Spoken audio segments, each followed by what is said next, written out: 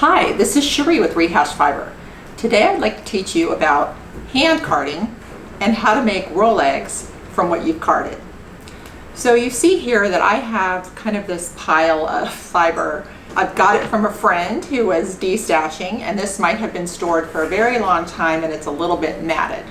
No problem. I will attempt to work with anything because I want to see the potential that it may have and see what I can do. I can't rule it out until I've tried that. So this is matted. It has been cleaned before. There's a little bit of dirt in it, but I'm going to go ahead and work on carding it. And to get the matting out, I'm just going to fluff it myself.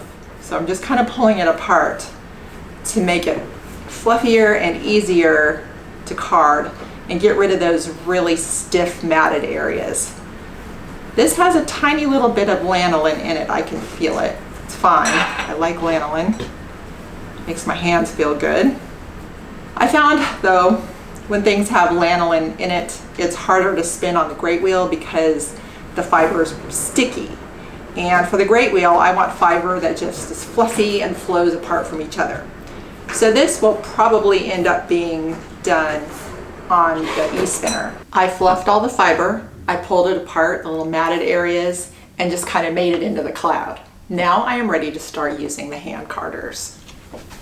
I have this lovely set of hand carders from Shat, and these are curved, and I will show you how they work. We're going to start by loading some fiber onto the hand carder. You can see the tongs going in this direction. We're going to work against that. We're just going to load it like so. There is still a little bit of vegetable matter left in this. I'm not worried about it. The carding will help get some of that out.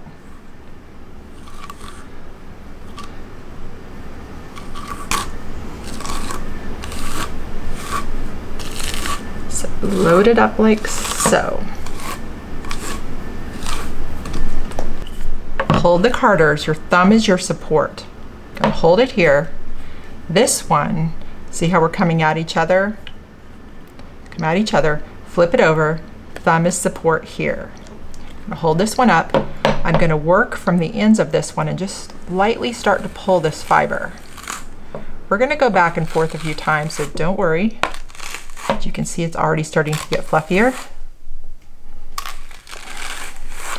We're just going to work it from this carder on the left over to this carder on the right. We're going to use the motion of dig it in a little bit and pull up and stretch the fiber. So it's kind of just like a little bit of a digging method rather than just going straight like this. It's not meant to be combed like that. It's meant to just kind of dig in and pick it up. You see how you can rock it? That's why I like these curved ones. You can rock it and pull it. And once the fiber's all on one, I'm going to switch it and go again. If I had felt that that had been completely smooth, I could have been done. But I don't feel that, so I'm going to go again and work from the tips. And you see I just kind of dig in and pull out, stretch it a little. Helps make the fiber just a little bit more lofty. I see this little bit here. I don't like it. And just rock and pull.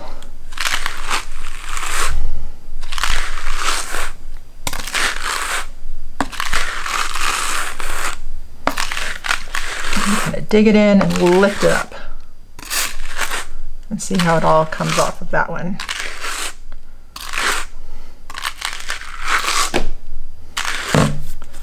Great. I feel happy with that. Now we're going to go to making a roll egg. I have these two really big crochet needles that I'm going to use.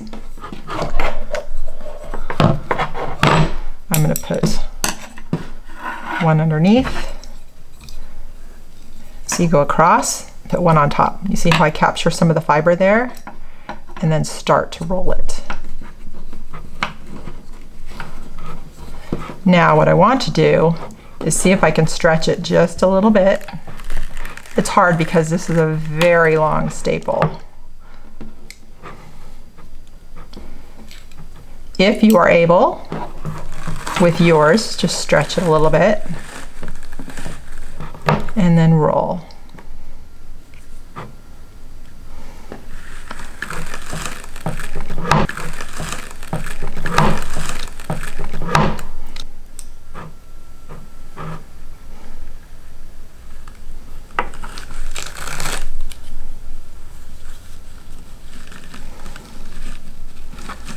There you have it. You just pull your needles out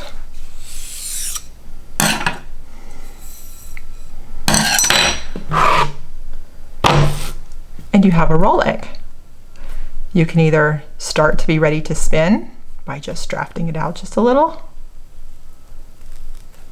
or you can, before you do that, roll it up, make a cute little roll egg that is very storable in a bag, and you're ready to go for when you're ready to spin. Thanks for watching and happy carding!